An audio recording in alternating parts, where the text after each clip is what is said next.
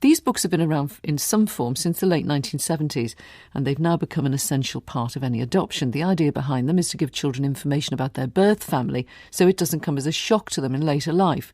The grant has gone to a charity called Coram. Its research suggested that many of the books produced at the moment are inadequate. Renuka Jeyarajah-Dent is the director of the charity. Renuka, welcome to you and yours. Tell us about the research you did into the quality of these books and what you found. The research shows that although 40% of the books were of good quality, a third of them were not. And this research showed that this really has an impact on children. Children in care who come into adoption are mostly over the age of a year. In fact, most children adopted are between 2 and 5 years of age. These children have pasts which have been traumatic, and they need to make sense of these lives that they had before adoption in order that they can move on to integrate their histories with their current situation in preparation for a resilient future. Our research showed that actually this wasn't being done well enough and it needs to be done better. I think you spoke to, was it 57 families as part of your research? 57 children in 40 families. Is that a big enough group, do you think? It's a big enough group to tell us about the scope of the issue, because Ofsted reports also emphasise that local authorities, professionals in mental health services, etc., we need to be doing it better.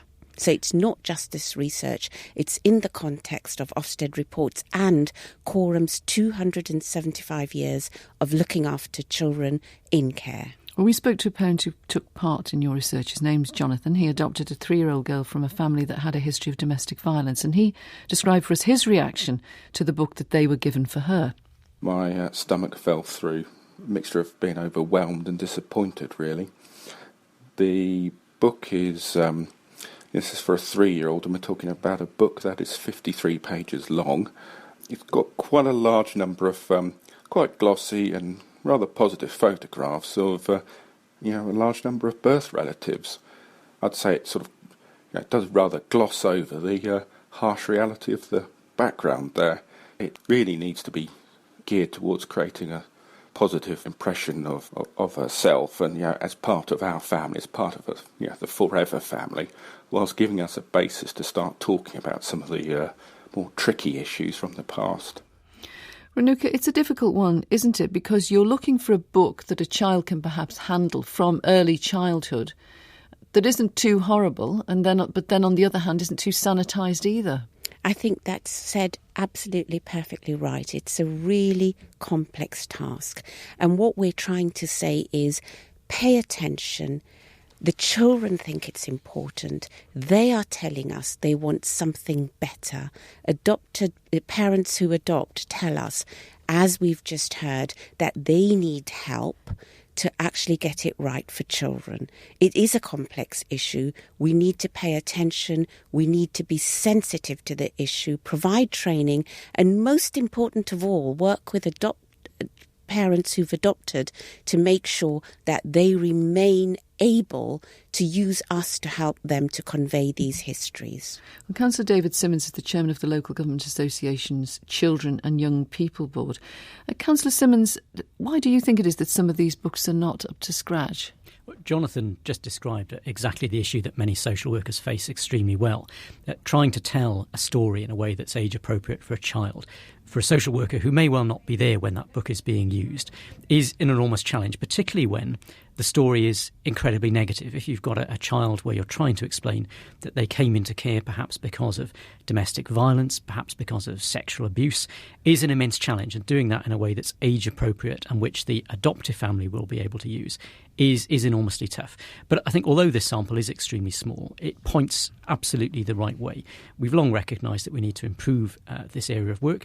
There's a lot of detailed government guidance which you can read, for example, on the websites of Kent County Council, Nottinghamshire County Council, which sets out exactly what it is which social workers are required to include in a child's life storybook. But I think we can do this much better so this story is told in a way that really helps that adoptive family to explain the situation without raising questions which are perhaps difficult to address at certain stages in that child's life.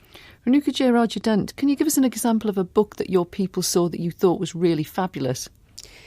A book that started in an age-appropriate manner, a book that had loose leaf pages that could be taken out and put back, a book that had tangible objects in it. Children love tangible objects, and a book that conveyed a story in an honest enough way but allowed the adopter and professionals to build on it a sense of reality that allowed the child to move not only from where they began in an adopted home but towards adolescence, which is a very important stage in forming identity, and towards adulthood. Is some of the importance of these books simply the photographs, to see your birth family, to see what the people look like?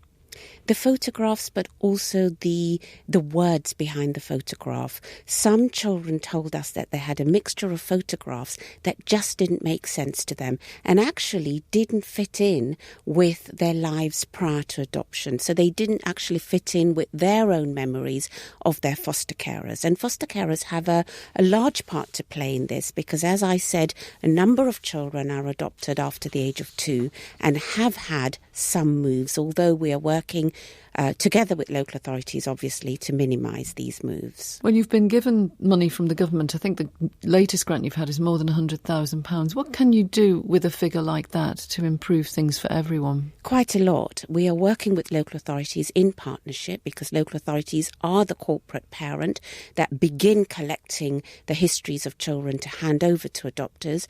We're working to train, we're working to discuss, we're working to provide more materials so that we can do better in the future together.